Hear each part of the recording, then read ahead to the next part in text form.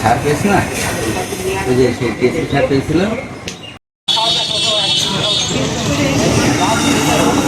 প্রতিষ্ঠান যদি জড়িয়ে যায় তাহলে এত কিছু করা থাকে।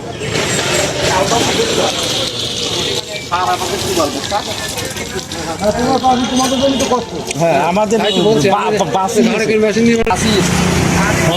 এত করে এটা বলতো না। ও ভাই এখানে দাঁড়ানোর ক্ষমতা ছিল, এখানে দাঁড়িয়ে থাকবে। ওই এতক্ষণ আপনি আপনি নিজেই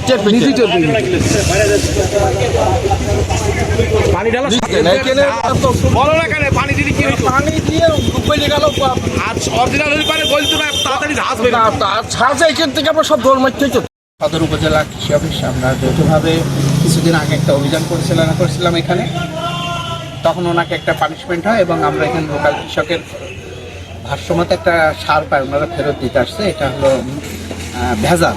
এখন আমরা এটা সদর কৃষি অফিসের মাধ্যমে আমরা এটা ঊর্ধ্বতন কর্তৃপক্ষে যে টেস্টিং ল্যাব আছে আমরা পাঠাচ্ছিলাম, যেটার রেজাল্ট আসছে এটা সম্পূর্ণ ভেজাল একটা সার।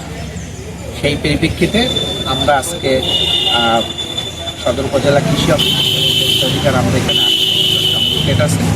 এই 8 বস্তা সার আমরা এখানে ভেজাল সারটা চেষ্টা করেছি এবং এই ভেজাল সার যেটা কোথা থেকে আনছে এই অথেন্টিক সোর্স আমাদেরকে দেয় না।